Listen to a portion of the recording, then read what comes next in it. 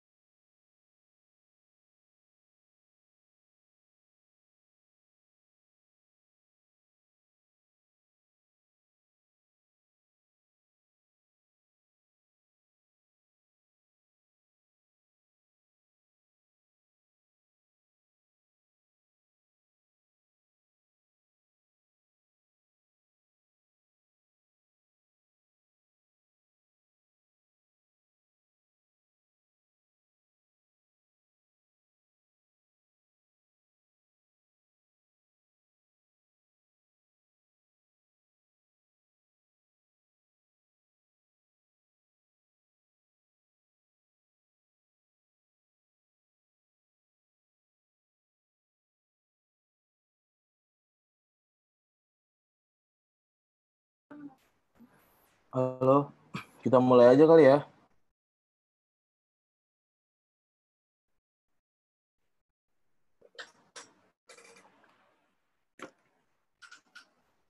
Tes. Ya. Oke, kita mulai aja ya. Tes. Assalamualaikum warahmatullahi wabarakatuh. Selamat siang semuanya. Pertama-tama saya ucapkan terima kasih kepada partisipan yang telah hadir, pada narasumber, dan teman-teman media. Ini di live YouTube juga ya. Nanti kalau ada pertanyaan di live YouTube juga bisa dibacakan mungkin host ya. Sambil mulai aja, sambil kita nunggu teman-teman juga dari teman-teman jurnalis. Jadi pada hari ini kita akan membuat press release pernyataan sikap kami, Lokataru Foundation, dan juga teman-teman ICW. Kami berdua memulai petisi di laman Change.org terkait dengan membuka hasil audit BPJS Kesehatan. Dan sampai hari ini sudah ada 27.900 orang yang menandatangani petisi tersebut. Tentu semangat membuat petisi ini adalah agar adanya transparansi dan juga partisipasi publik, mengingat bagaimana permasalahan di ruang publik kita yang ramai dengan permasalahan defisit dari BPJS Kesehatan. Nah, baik. Pertama, nanti saya akan jadi moderator sekaligus narasumber di sini dari Lokataru Foundation, dan juga ada Bang Egy, Mas Egy dari ICW, dan juga Mbak Nika sebagai founder Lokataru Foundation. Nanti Bang Egy bisa menjelaskan bagaimana mulai sengketa di Komisi Informasi Pusat dan juga sampai ke PT UN, dan juga dari Mbak Nika mungkin dari sisi kebijakan gitu. Nah, pertama-tama, kebijakan pemerintah untuk menaikkan iuran BPJS Kesehatan ini kan ramai di publik dan juga ramai penolakan. Sampai adanya putusan MA yang membatalkan Perpres 75 tahun 2019 dan akhirnya dibuat kembali oleh pemerintah menaikkan iuran kembali dengan Perpres 64. Ini satu rangkaian kejadian terkait bagaimana dalih pemerintah menaikkan iuran adalah karena terjadi defisit berkelanjutan di Badan Penyelenggara Jaminan Kesehatan Nasional, yakni BPJS Kesehatan. Nah, kami menyayangkan adanya kenaikan iuran tersebut. Karena apa? Karena berdasarkan hasil audit BPKP, ada temuan-temuan sumber-sumber utama dari penyebab defisit. Nah, dalih pemerintah kan narasi utamanya adalah karena sejumlah kelompok kelas mandiri tidak patuh membayar. Nah, ini ada kaitan dengan konsep hak asasi manusia, di mana sebenarnya tanggung jawab realisasian hak asasi manusia, khususnya hak atas jaminan kesehatan, letaknya ada di negara. Jadi dia tidak boleh serta-merta dibebankan langsung kepada warga negara, alih-alih karena banyak temuan dari hasil audit BPKP terhadap sumber-sumber penyebab defisit. Nah, sampai hari ini kami tidak bisa mengakses, publik tidak bisa mengakses hasil audit tersebut. Nah, per tanggal 3 Maret 2020 sebenarnya Komisi Informasi Pusat telah menyatakan bahwa hasil audit tersebut adalah informasi yang terbuka untuk publik. Padahal itu hanya ringkasan-ringkasannya saja yang telah disampaikan oleh BPKP di sidang bersama di DPR RI Komisi 9 dan Komisi 10. Nah, hal itu juga mau dihalang-halangi oleh BPKP, padahal hanya ringkasannya saja. Nah, kami menyayangkan tindakan BPKP ini yang menggugat kembali putusan KIP itu ke PT UN Jakarta. Dan per 16 Juni 2020 kemarin, PT UN Jakarta mengabulkan gugatan dari BPKP, yang artinya hasil audit yang berupa ringkasan itu tetap tertutup bagi publik. Apa urgensinya? Sebenarnya semakin besar urgensi melihat karena defisit BPJS Kesehatan tidak berkesudahan. Kita perlu tahu, publik sebagai pemilik BPJS Kesehatan perlu tahu apa penyebab defisit. Publik tidak boleh disalahkan, karena publik adalah pemegang hak dan negara adalah penanggung jawab dari perealisasian hak tersebut. Nah, kenaikan iuran tersebut telah menandakan bahwa negara, pemerintah hari ini membebankan sepenuhnya defisit yang terjadi BPJS Kesehatan kepada publik, kepada warga. Nah, kami menyayangkan tindakan Sri Mulyani, jadi kami mendesak Sri Mulyani, Kementerian Keuangan, karena apa nanti saya jelaskan dan juga nanti Bang Egy akan jelaskan. Kami mendesak Sri Mulyani untuk membuka hasil audit BPJS Kesehatan. Kenapa ke Kementerian Keuangan? Karena dalam beberapa catatan sidang, BPKP selalu berdalih bahwa mereka hanya disuruh oleh Kementerian Keuangan. Jadi mereka tidak menguasai informasinya dan kita disuruh untuk meminta kepada Kementerian Keuangan. Tapi baru-baru ini kan banyak di media Kementerian Keuangan bilang itu tidak bisa dibuka kepada publik karena itu menyangkut ketahanan ekonomi nasional segala macam. Kan lucu sebenarnya. Nah, kenapa lucu? Karena BPKP dan Kementerian Keuangan dan juga sekaligus Majelis Hakim PT UN tidak paham kedudukan dan posisi BPJS Kesehatan. Pada pasal 7 Undang-Undang BPJS Kesehatan dinyatakan bahwa BPJS Kesehatan adalah badan hukum publik. Apa konsekuensi logis dari badan hukum publik tersebut? Bahwa pemilik dari badan hukum publik adalah orang yang memberikan, yang menaruh aset ataupun dana di dalam badan tersebut. Nah, peserta, warga itu kan diwajibkan untuk menjadi peserta BPJS Kesehatan. Dia mengiur tiap bulan, menyetorkan dananya, iurannya kepada BPJS Kesehatan. Oleh karena itu, peserta adalah pemilik dari BPJS Kesehatan. Lalu pertanyaannya bagaimana mungkin pemilik dari badan tersebut dihalang-halangi untuk mengetahui informasi, apalagi informasi yang mengenai penyakit ataupun defisit yang diderita oleh BPJS Kesehatan. Kami sangat menyayangkan karena dasarnya adalah mereka tidak paham posisi BPJS Kesehatan sebagai badan hukum publik. Dengan dalih apapun, dengan dalih etika bahwa mereka auditor segala macam, tidak bisa dibenarkan seperti itu. Oleh karenanya, kami mendesak Kementerian Keuangan untuk membuka. Harapan kami terakhir di Kementerian Keuangan. Tentunya hasil PTWN tersebut akan kami banding, teman-teman ICW akan banding terhadap putusan PTWN tersebut, sehingga kami melakukan dua cara. Secara litigasi kami tetap akan banding terhadap putusan PTWN, dan secara non-litigasi kita akan mengkampanyekan ini di laman change.org, akan terus-menerus kita buka petisinya. Jadi kita akan mendesak terus Kementerian Keuangan untuk membuka. Nah, nanti Bang Egy bisa menjelaskan bagaimana proses di Kementerian Keuangan. Dan Lokatarus sebenarnya awal-awal tahun menyerahkan surat juga kepada Kementerian Keuangan untuk membuka hasil audit ini, tapi sampai hari ini belum ada balasan. Nah, seperti itu kira-kira. Nah, saya serahkan kepada Bang Egy untuk menceritakan bagaimana proses di KIP dan juga di PT UN. Seperti itu ya. Oke, silakan Bang Egy. Ya, terima kasih Mas Fian. Selamat siang teman-teman. Assalamualaikum warahmatullahi wabarakatuh. Salam sejahtera untuk kita semua. Terima kasih sudah berkenan hadir dalam diskusi kali ini. Teman-teman, barangkali saya hanya akan bercerita begitu ya, pengalaman dan catatan dalam mengakses informasi terkait hasil audit BPJS Kesehatan. Boleh jadi yang akan saya sampaikan nanti lebih banyak terkait hal-hal yang sifatnya teknis gitu ya, karena akan sangat berkaitan dengan proses permintaan informasi yang diatur dalam Undang-Undang 14 tahun 2008 tentang keterbukaan informasi publik. Begitu hal-hal yang sifatnya seperti kebijakan dan sebagainya nanti bisa ditambahkan oleh Mbak Atiga. Ya teman-teman, pertama-tama saya mungkin akan menyampaikan terlebih dahulu ya latar belakang mengapa saya dan teman-teman di ICW melakukan permintaan informasi kepada BPKP gitu. Pertama-tama alasan pertamanya adalah kami di ICW rutin gitu ya setiap tahun melakukan pemantauan terhadap kasus-kasus korupsi yang ditindak oleh aparat penegak hukum. Dan salah satu fokus yang kami lihat tentunya adalah korupsi di sektor kesehatan. Dan dari situ hasil temuannya juga cukup mengkhawatirkan. Pada tahun 2010 sampai 2016 kami menemukan sedikitnya 219 kasus korupsi di sektor kesehatan.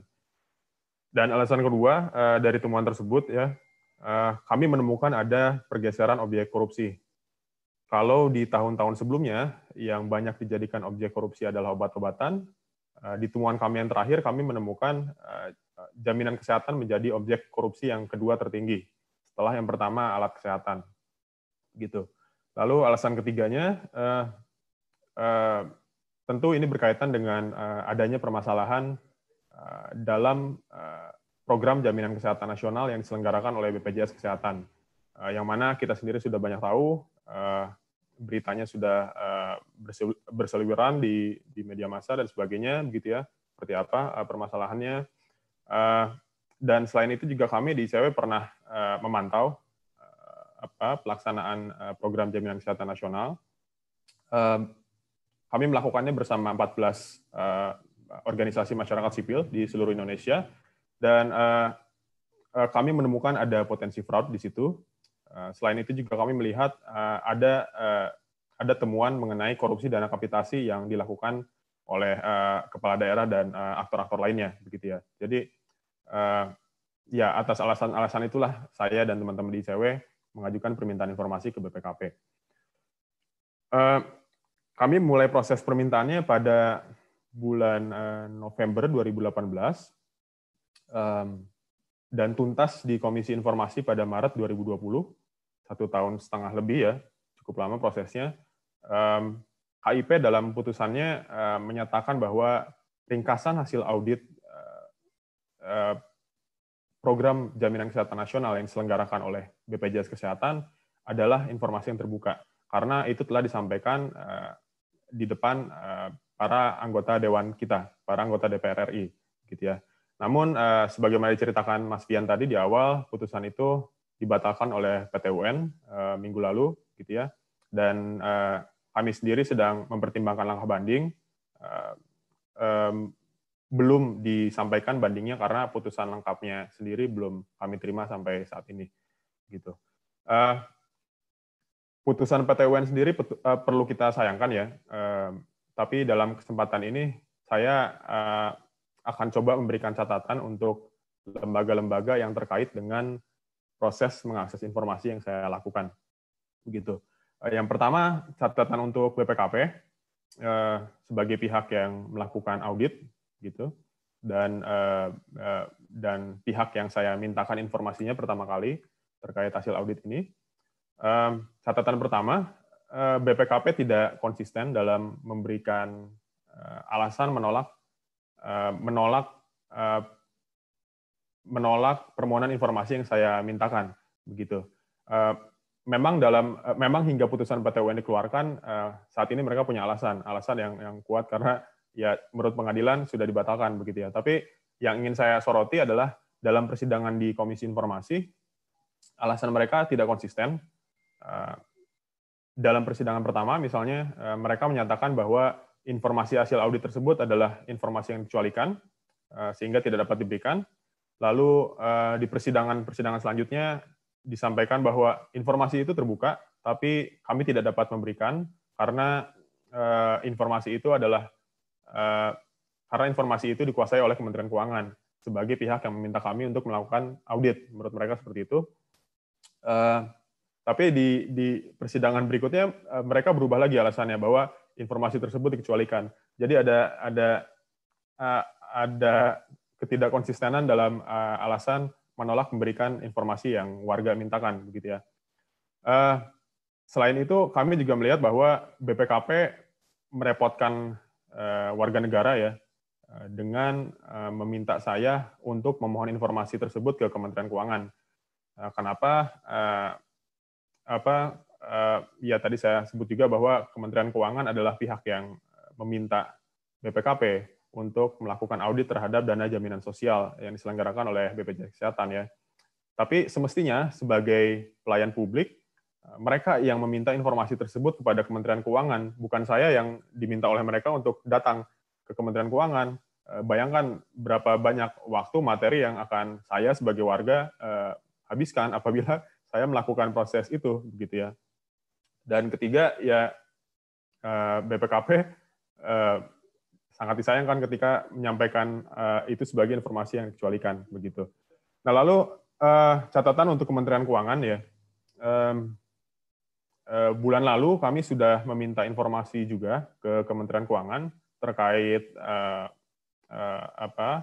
hasil audit dana jaminan sosial yang dilakukan oleh yang diselenggarakan oleh BPJS Kesehatan, begitu. Informasi yang kami mintakan kurang lebih sama.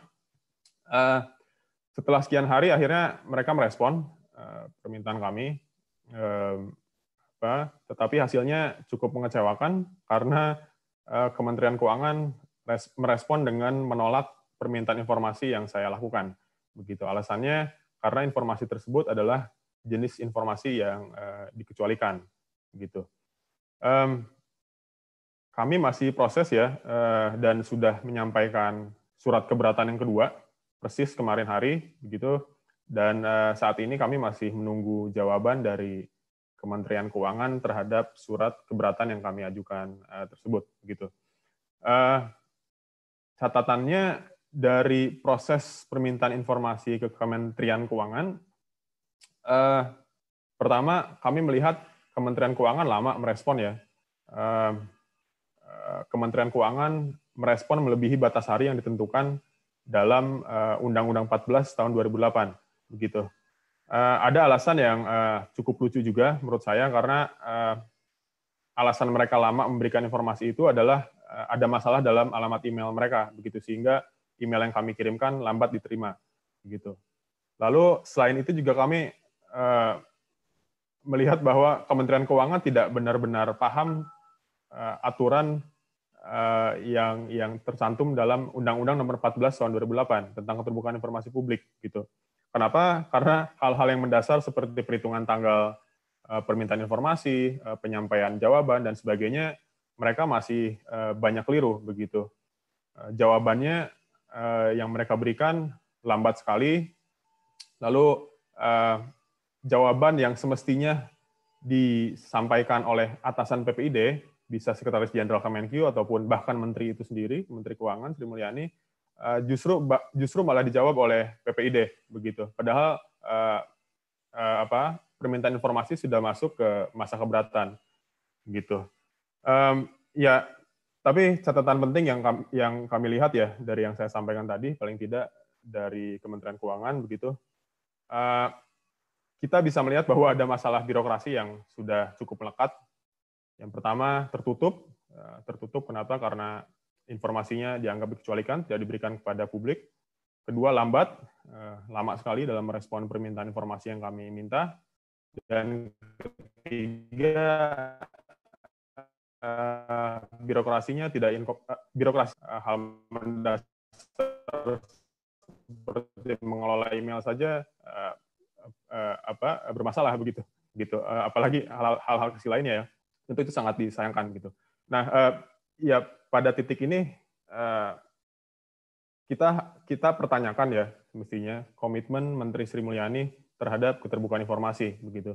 Karena bagaimanapun layanan informasi adalah pelayanan publik yang bersentuhan langsung dengan warga, begitu ya, sehari-hari. Jika hal mendasar seperti ini saja masih bermasalah, ya saya rasa tidak salah kalau kita menilai Kementerian Keuangan tidak transparan dan inkompeten, begitu. Ya, itu catatan yang utama. Yang terakhir, saya di ICW bersama teman-teman dan Lokataru Foundation juga tentunya meminta Sri Mulyani sebagai Kementerian Keuangan untuk membuka informasi hasil audit terkait BPJS Kesehatan. Bagaimanapun informasi tersebut menjadi informasi yang penting karena berkaitan dengan hajat hidup orang banyak. Pun jika informasi tersebut adalah jenis informasi yang dikecualikan, informasi tersebut bisa diberikan guna kepentingan publik yang lebih besar. Saya kira itu, Mas Pian. Terima kasih. Oke. Catatannya berarti memang ini berkaitan dengan hajat kehidupan orang banyak karena ini hak atas jaminan kesehatan. Apalagi badan penyelenggaranya sedang defisit gitu kan. Maka ada urgensi untuk membuka itu. Nah, ini apalagi kaitannya dengan kebijakan publik ya. Bagaimana BPKP sebagai auditor internal pemerintah menghalang-halangi dengan cara ya menggugat putusan KIP itu sendiri gitu. Karena dia tidak paham bahwa sebenarnya ini badan hukum publik. Nah, mungkin Mbak Adnika bisa menjelaskan dari sisi kebijakannya, prinsip-prinsip kebijakan, dan ini kan telah mencederai semangat keterbukaan informasi yang termaktub dalam konsideran UU keterbukaan informasi publik, bahwa ciri negara demokratis dan berpedoman pada hak asasi manusia adalah adanya keterbukaan informasi publik. Seperti itu, Mbak. Ya, terima kasih, Vian. Giliran saya ya. Berapa lama nih waktunya? Bebas kalau Mbak Tika nih. Ayo. Oke, bebas tapi sopan. Halo Egi, long time no see. Oke. Jadi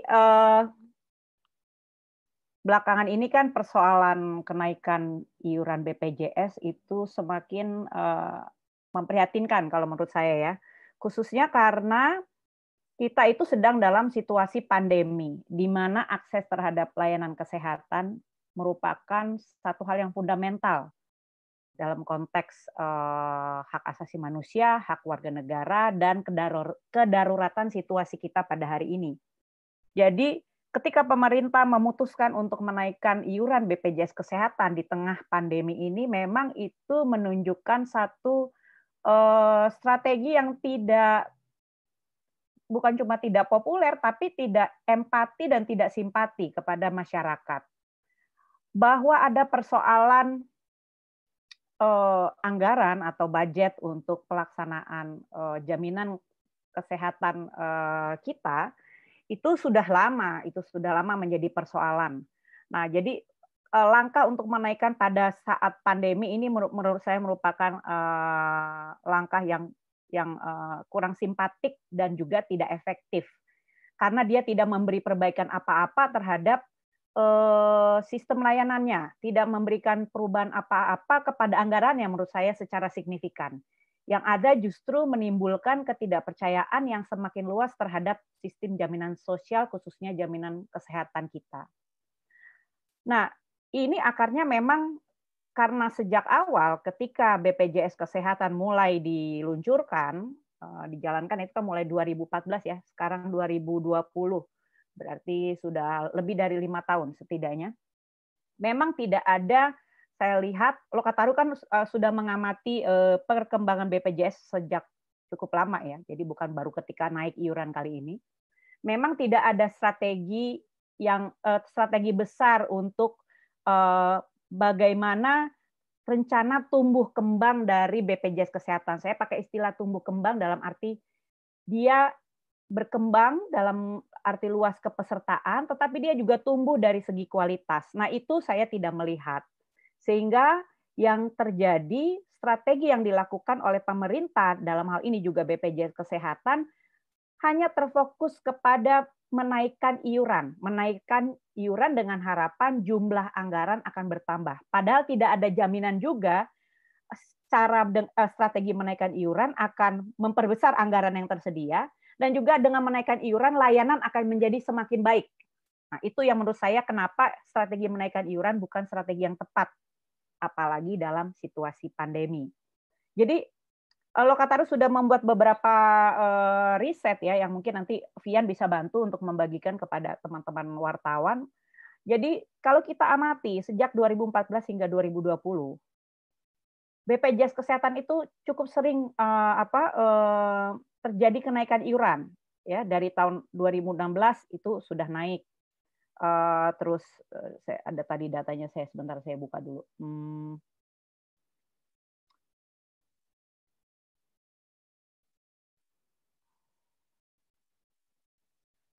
Kenaikan itu sudah hampir setiap tahun lah boleh dibilang ada kenaikan ya. Terus juga tapi dengan kenaikan yang ada, kita nggak melihat adanya perbaikan manajemen keuangan ataupun manajemen administrasinya.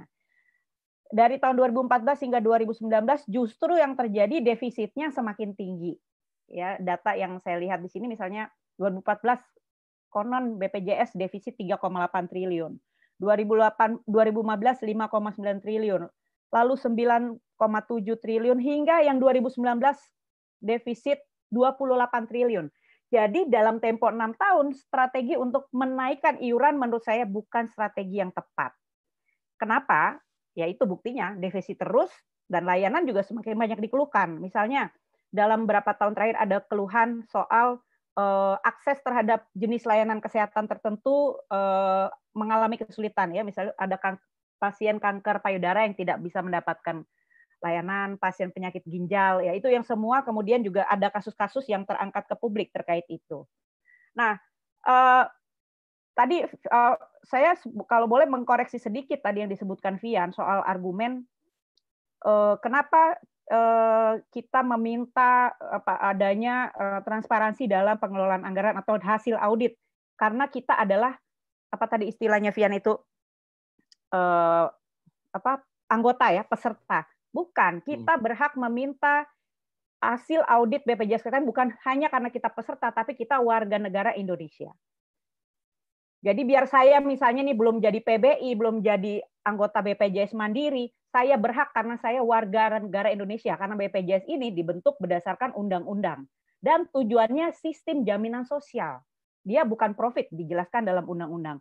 Maka tujuan utama dari BPJS Kesehatan adalah memperbesar akses layanan dan ketersediaan layanan.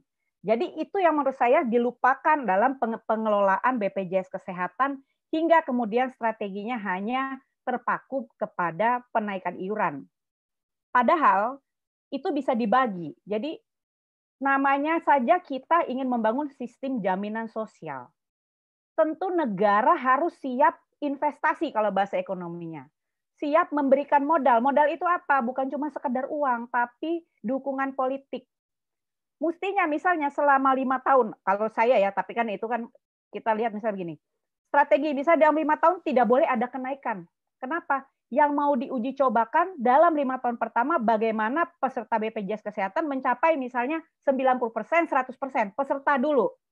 Ya, artinya tentu kemungkinan besar akan banyak peserta dari penerima bantuan iuran dibanding dengan yang mandiri. Atau dalam 5 tahun pertama, bagaimana agar sektor swasta bisa 100% atau 75% semuanya menjamin bahwa pekerjanya itu menjadi anggota BPJS Kesehatan. Dalam arti bukan pekerjanya saja, tapi peserta dan keluarga atau dependen dari pekerjaan tersebut. Nah, strategi-strategi semacam ini yang saya lihat tidak ada, tidak muncul dalam tumbuh kembangnya BPJS Kesehatan. Jadi seolah-olah persoalannya tuh hanya iuran. Kita tahu, misal gini ya, kita sekarang zaman 4.0, mau bikin aplikasi online saja, itu semua pakai investasi. Yang istilahnya berapa, 5 tahun, 10 tahun bakar uang. Nah, ini BPJS Kesehatan ini merupakan jaminan sosial. Dia memang harus bakar uang, bukan untuk mencari uang. Mencari uang ada tempatnya yang lain. Tetapi kita juga menyadari bahwa mungkin, ini juga mesti diuji ya ke depannya, mungkin kapasitas fiskal Indonesia tidak mampu untuk membiayai secara penuh BPJS Kesehatan. Tapi nah itu, kalau kita kembali kepada masalah transparansi, ketidakmampuan fiskal itu harus dibuktikan kepada publik. Harus dibuktikan kepada DPR. Dan masyarakat, warga negara berhak bertanya atas dasar apa strategi BPJS Kesehatan selama 6 tahun terakhir terpaku kepada menaikkan iuran. Gitu. Dan menaikkan iuran dari iuran-iuran, apa tadi kalau argumennya dinaikkan karena ada yang tidak membayar. Kan harusnya dicek kenapa tidak membayar. Kalau dinaikkan apakah mereka semakin membayar? Nah, menurut saya nggak jadi solusi ya. Nah, terus yang kedua, upaya untuk meningkatkan kualitas layanan itu juga strategi. Nah, ini juga nggak muncul. Mungkin ada persoalan sinergi antara BPJS Kesehatan dengan misalnya fasilitas kesehatan ya, baik swasta maupun milik pemerintah. Nah, itu juga strategi yang perlu dilakukan. Jadi jangan dicampur aduk, semua solusinya adalah menaikkan iuran. Itu yang saya lihat sehingga hasilnya blunder. Padahal kalau saya dalam konteks pandemi justru harusnya moratorium iuran kalau saya. Karena apa? Ini kan ketika pandemi sakitnya bukan cuma penyakit karena virus corona, tapi penyakit-penyakit lain juga terjadi sementara sistem fasilitas kesehatan itu bebannya lagi demikian berat. Nah, ini dukungan-dukungan dalam situasi kedaruratan seperti ini yang justru menurut saya tidak hadir ketika pemerintah memutuskan menaikkan iuran BPJS Kesehatan. Nah, jadi saya lihat memang kita memerlukan dalam ini sudah 6 tahun BPJS Kesehatan berjalan, kita perlu melihat strategi tumbuh kembang BPJS ini selain metode menaikkan iuran. Itu yang saya belum lihat. Nah, transparansi juga syarat yang kedua yang tadi sudah dijelaskan oleh Egy ya dari ICW, karena di situ juga kita akan menentukan seberapa efektif anggaran negara itu sudah digunakan. Tanpa ada transparansi, tanpa ada tanggung jawab kepada publik, maka kita nggak bisa mengefektifkan, mengefisienkan anggaran yang terbatas yang dimiliki negara, dan kita juga tidak bisa menarik simpati publik untuk mendapatkan sumbangan iuran lebih besar lagi. Begitu. Di samping tentu ada, ya selalu ada perdebatan soal prinsip-prinsip jaminan sosial yang cocok dengan Indonesia.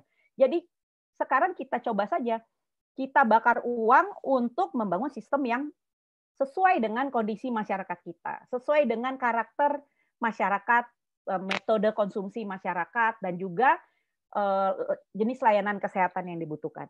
Jadi kira-kira dari itu dulu dari saya, Vian. Semoga bisa mengantar diskusi. Terima kasih. Oke, Mbak. Iya, tadi saya sepakat soal solusi kenaikan iuran. Apabila terjadi kenaikan iuran akan membuat defisit BPJS Kesehatan berkesudahan gitu kan. Jadi ini juga bukan solusi utama ya, karena betul di samping orang tidak tertib bayar, temuan-temuan dari audit itu ada tata kelola yang buruk, ada carut marut data PBI yang tidak pernah sesuai dengan warga negara, dan juga indikator kemiskinan yang digunakan juga tidak relevan dengan kondisi masyarakat. Nah, jadi BPJS Kesehatan, pemerintah tidak boleh menutup mata terhadap audit BPKP tersebut, dan audit tersebut juga ditutupi oleh pemerintah kepada warga negara sebagai pemilik, dan juga paling dasar adalah warga negara yang berhak untuk mengetahui segala macam informasi seperti itu. Nah, saya serahkan, apabila teman-teman ada yang mau bertanya bisa menulis di kolom chat.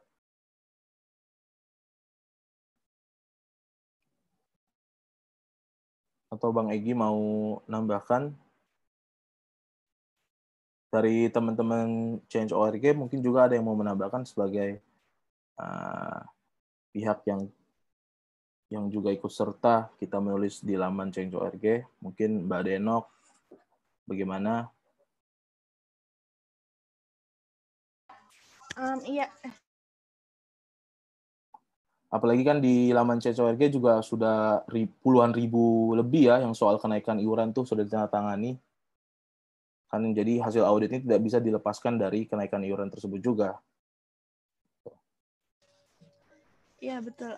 Kalau di laman Change sendiri sih kita sebelumnya juga ada petisi mengenai penolakan kenaikan BPJS Kesehatan yang itu juga didukung oleh banyak orang. Jadi memang aspirasi mengenai masalah-masalah dalam BPJS Kesehatan ini juga menjadi perhatian dari banyak orang. Dan di Change kami juga melihat banyak komentar-komentar yang isinya itu adalah cerita-cerita mengenai kehidupan mereka, bagaimana mereka yang buat makan aja susah, tapi dengan dinaikkan BPJS sampai 100%, mereka tidak bisa memenuhi kebutuhannya, karena apalagi misalnya untuk keluarga-keluarga yang punya anggota lebih dari 2, itu sangat susah sekali. Gitu, misalnya ada cerita bapak-bapak yang dia harus menanggung 2 anaknya, 1 istri dan untuk dirinya sendiri, dan pendapatan seharinya itu sudah habis untuk dipakai bayar BPJS aja gitu. Jadi cerita-cerita semacam itu yang kami tangkap dari penolakan kenaikan BPJS ini. Gitu, Vian. Oke. Baik, bagi teman-teman, kalau ada yang mau bertanya, silakan menulis di kolom chat. Di YouTube juga bisa, di live YouTube. Nanti bisa dibacakan oleh host.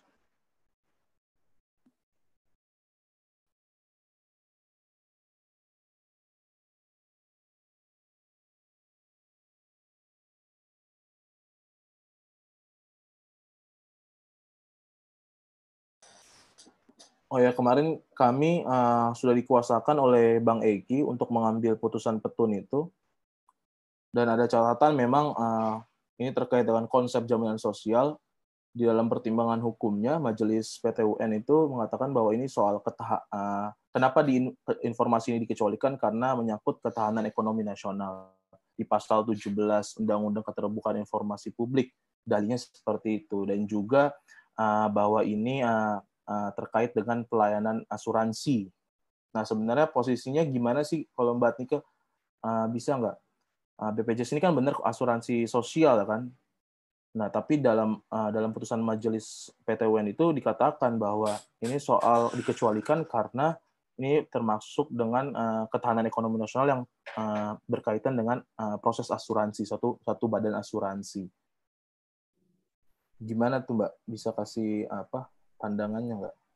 Ya, itu saya nggak bisa, kita harus lihat dokumennya dalam arti yang disebut membahayakan itu seperti apa ya. Tapi bahwa hasil audit artinya sumber-sumber pendanaannya dari mana, kekurangannya di mana, itu tetap bisa ditampilkan. Kalau misalnya gini, kalau Kementerian Keuangan bisa berargumen kita defisit 27 triliun untuk BPJS Kesehatan, itu dasarnya dari mana? Lalu yang dana yang berhasil dikumpulkan dari publik bagaimana? Itu kan bisa diklasifikasi datanya. Kalau dia disebut mungkin ada unsur ketahanan nasional, ya seperti apa? Argumennya kenapa? Sebagai warga negara kita berhak untuk tahu, gitu. Kan nggak jelas disebut ketahanan nasional, maksudnya seperti apa sih yang dimaksud dia membahayakan ketahanan nasional? Iya kan? Iya benar. Itu argumen yang terlalu umum, tapi kan bisa dijelaskan secara akuntansi. Bisa dijelaskan secara akuntansi bahwa kita memiliki defisit di sini karena apa. Misalnya di wilayah mana kita tidak bisa mengumpulkan iuran karena apa. Itu masa ketahanan nasional sih? Itu kan kondisi sosiologis bahwa masyarakat kita misalnya di wilayah tertentu tidak bisa diharapkan misalnya untuk mengiur. Ya kan? Hal-hal seperti itu kan masih sifatnya analisa kondisi sosial untuk memperkuat kebijakan. Tapi kalau argumennya hanya berhenti pada ketahanan nasional atau ketahanan negara, ya semua informasi ditutup aja dengan asumsi ketahanan negara. Selesai, nggak ada perdebatan. Terus gimana caranya masyarakat bisa memberikan kritik dan masukan? Gimana juga para pakar bisa memberikan masukan kalau tidak ada transparansi? Tinggal seperti apa metode penyajian informasinya, informasi apa yang dikecualikan, informasi apa yang tidak bisa dikecualikan. Kita itu argumentatif sekali ya, sulit untuk bisa kita menilai alasan menutupnya itu. Oke, ya.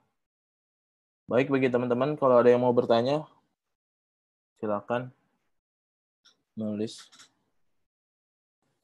Bung Fian, saya mau menambah sedikit mungkin. Boleh Bang.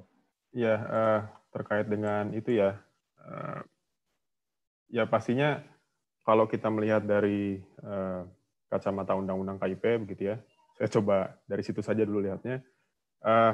Sebetulnya pertama, andai kata dalam sebuah informasi ada sebuah materi yang dikecualikan, begitu ya, yang dianggap tidak bisa diberikan kepada publik, Undang-Undang KIP memberikan jalan tengah untuk itu. Dokumennya bisa dihitamkan di bagian informasi yang dianggap dikecualikan, begitu. Jadi andai kata dari hasil audit itu tidak semuanya bisa dibuka, bagian-bagian yang tidak bisa diberikan bisa dihitamkan, entah pakai spidol ataupun yang lain, begitu. Itu sebetulnya bisa dilakukan oleh pihak yang memegang hasil audit tersebut, begitu. Dan yang kedua, ya sekali lagi saya sampaikan, pun jika itu adalah informasi yang dikecualikan, gitu, saya rasa itu tetap bisa dibuka dengan mempertimbangkan kepentingan publik yang lebih besar. Nah, dari sini kita bisa melihat juga bahwa sebetulnya ya banyak cerita ya dari tadi Mbak Denok juga bilang ada warga yang merasa punya masalah dengan layanan BPJS begitu, atau ya masih banyak lah ya, pasti cerita itu nggak cuma satu atau dua begitu. Tapi kita juga bisa lihat bahwa jumlah peserta BPJS sampai akhir Desember 2019 saja, begitu ya, sudah mencapai 83% lebih dari total penduduk di Indonesia, begitu. Ya, artinya apa? Kepentingan publiknya sudah ada, begitu. Pastinya menyangkut dengan kehidupan mereka secara langsung, sehingga informasi yang dikecualikan itu tadi bisa dibuka sebetulnya oleh publik. Dan yang salah satunya bisa menyatakan bahwa informasi itu dibuka adalah Komisi Informasi Pusat. Begitu. Sayangnya itu tidak saya lihat dalam amar putusan yang dikeluarkan oleh Komisi Informasi Pusat di bulan Maret lalu. Begitu. Komisi Informasi Pusat tidak menguji sama sekali mengenai itu. Mereka hanya menguji formal hukumnya saja. Begitu. Itu yang sebetulnya satu sisi saya apresiasi juga menyatakan terbuka, tapi sisi lain mengecewakan karena Komisi Informasi Pusat tidak melakukan uji mengenai itu. Begitu. Itu kurang lebih, Mas Fian. Oke, Bang. Dari teman-teman yang lain, mungkin ada yang mau menambahkan dan juga bertanya ataupun memberikan pernyataannya, saya persilakan.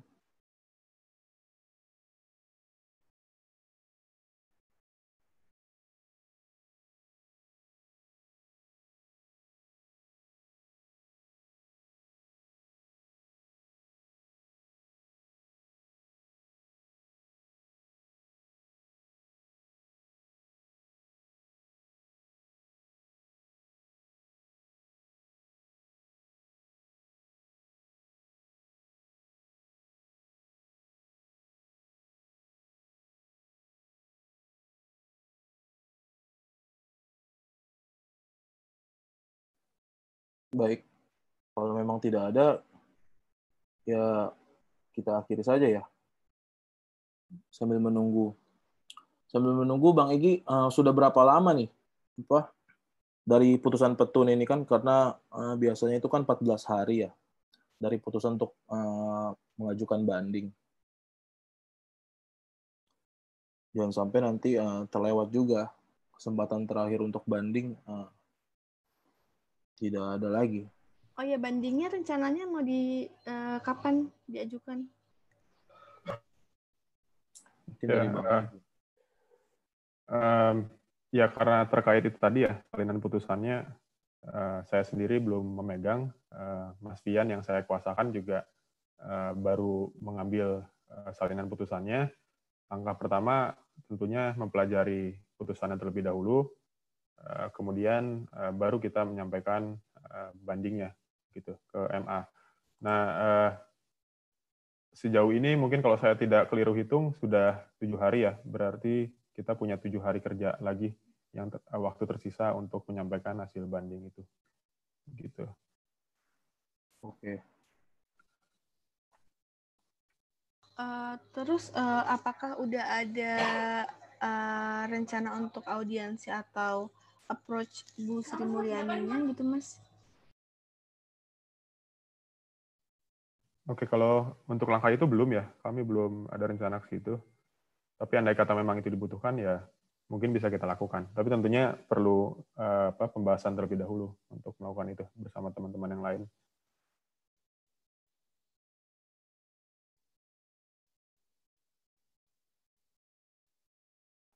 Iya itu karena kita juga dilempar-lempar ya antara BPKP dan Kementerian Keuangan ini.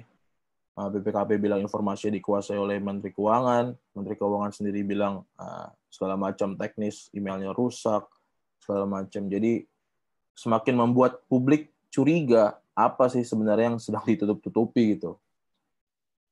Kalau tidak ada lah informasi, sebenarnya tidak ada informasi, menurut saya tidak ada informasi yang benar-benar rahasia sifatnya, karena ini berkaitan dengan iuran yang diberikan oleh publik juga gitu.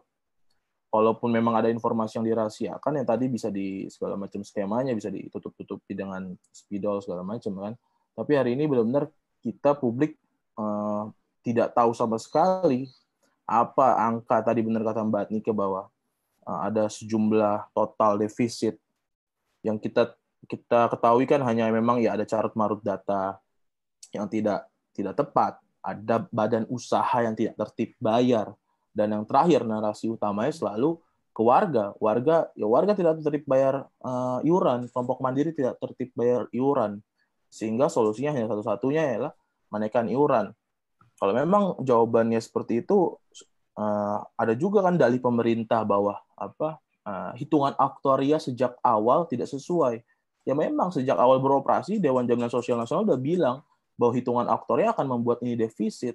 Tapi lagi-lagi ini bukan persoalan untung rugi, benar kata Mbak Atika bahwa ini sistem jaminan sosial nasional.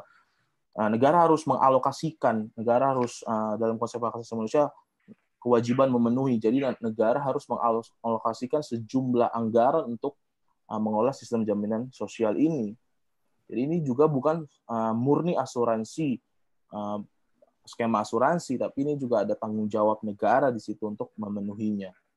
Walaupun dia defisit, kalau orang nggak tertib bayar ya ditagih. Kenapa? Pakai skema apapun itu harus ditagih gitu, bukan sekedar untuk menaikkan iuran. Apalagi kondisinya lagi pandemi seperti ini, kondisi ekonomi sedang menurun, kondisi warga ekonomi sedang menurun. Iya, dan selain itu Mas Fian, tambahan juga sedikit ya. Perlu kembali diingatkan bahwa putusan MA sudah membatalkan kenaikan iuran, dan dalam alasannya MA menyatakan bahwa terdapat permasalahan dalam pengelolaan jaminan kesehatan nasional begitu oleh BPJS Kesehatan salah satunya, sehingga beban iuran itu beban permasalahan itu tidak bisa diberikan kepada warga begitu. Tapi sayangnya Presiden Jokowi tidak patuh pada putusan MA gitu. Itu juga menunjukkan bahwa komitmen Presiden kita terhadap jaminan kesehatan warganya tidak serius begitu. Iya benar. Jadi menunjukkan watak sesungguhnya pemerintah hari ini tidak punya komitmen terhadap hak atas jaminan kesehatan dengan cara memain-mainkan putusan dari MA tersebut. Ia tetap menurunkan iuran kok, tapi hanya 3 bulan, dan nanti bulan Juli akan naik iurannya. Gitu.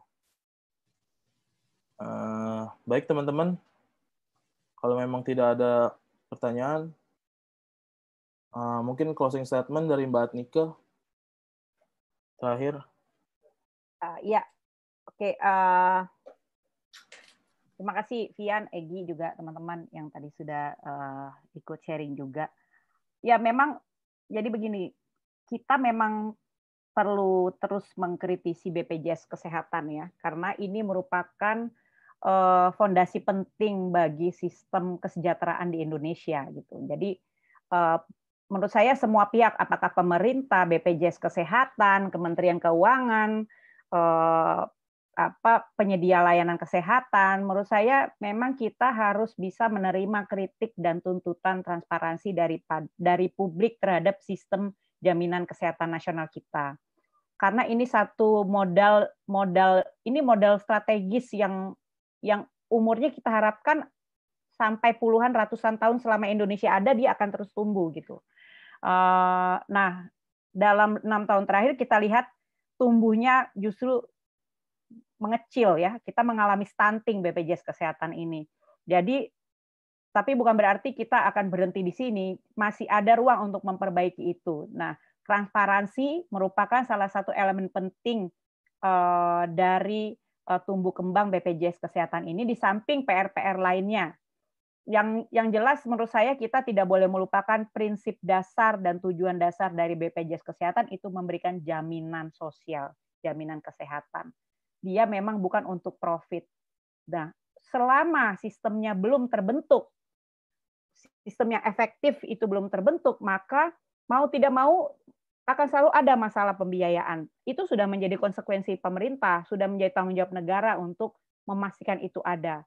Tapi kalau itu kembali dibebankan semata-mata dari iuran yang diharapkan dari masyarakat, maka BPJS ini pertumbuhannya akan tetap lambat, dan semakin ketidakpastian dari hak dari peserta maupun kepastian dari sustainability, stabilitas dari besarnya iuran, bentuk layanan itu tidak bisa dijamin, maka itu akan menimbulkan ancaman ketidakpercayaan dari masyarakat.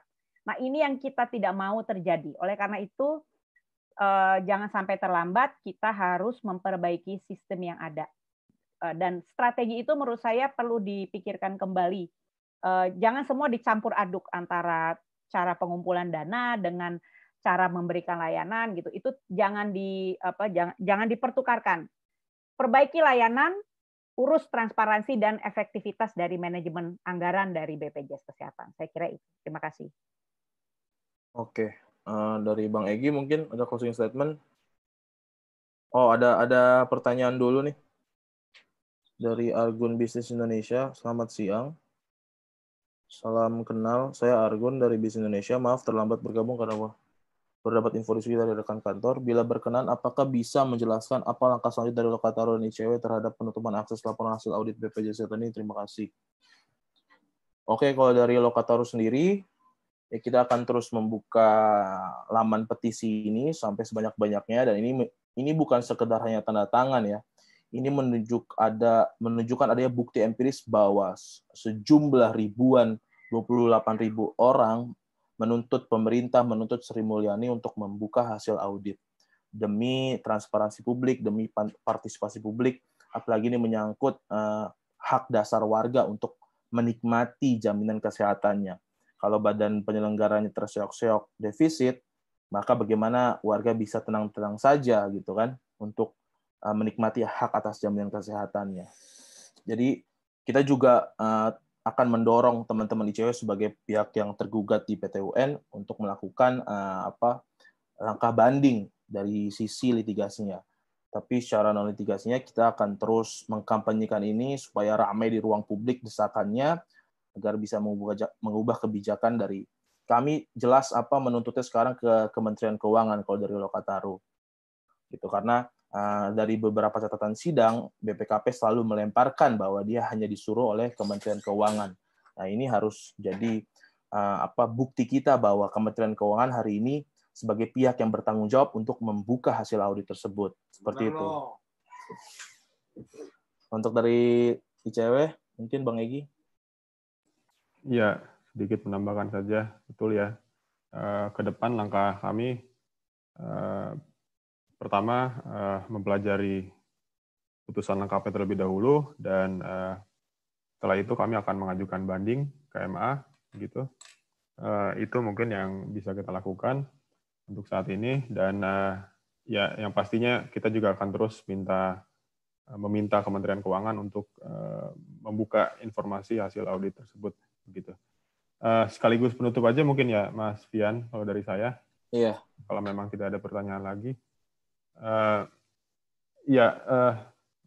Transparansi sebetulnya hanya satu dari sekian permasalahan ya, permasalahan pengelolaan jaminan kesehatan nasional begitu. Pun hasil audit itu juga hanya satu pintu masuk untuk mengetahui permasalahan BPJS Kesehatan secara lebih rinci, karena sejauh ini yang kita ketahui kan hanya yang bersifat umum saja begitu. Nah, dengan adanya hasil audit itu, kita bisa memeriksa apakah sebetulnya langkah yang dilakukan pemerintah selama ini, termasuk diantaranya langkah kenaikan iuran, adalah langkah yang tepat. Jangan-jangan ya pemerintah salah memberikan obat terhadap masalah di BPJS Kesehatan begitu. Ya, oleh karena itu hasil audit menjadi penting untuk bisa kita awasi sebagai warga begitu ya.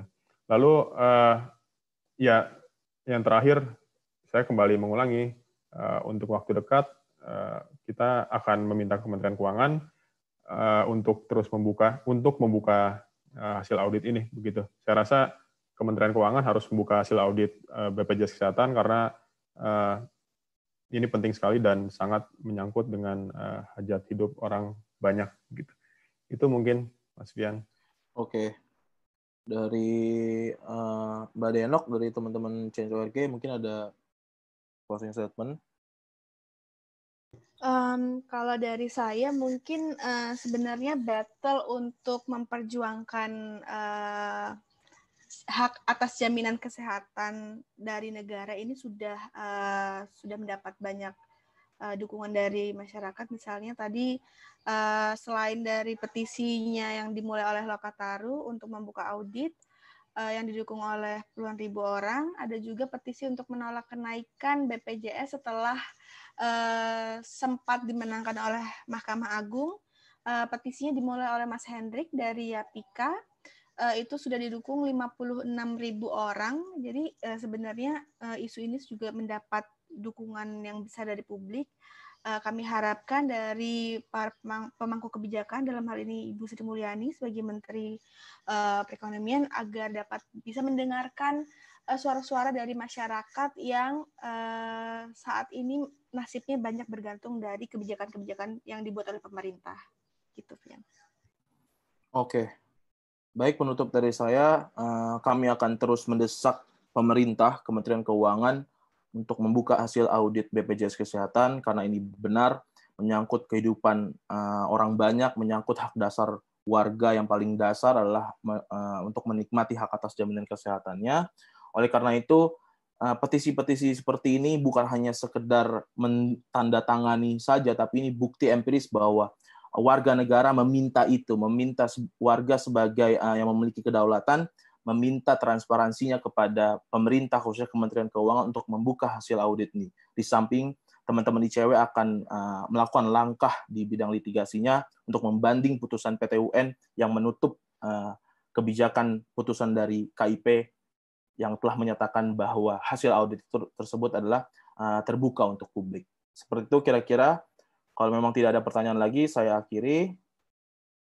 Terima kasih Mbak Nike, terima kasih Bang Egy, terima kasih Mbak Denok dari teman-teman Change.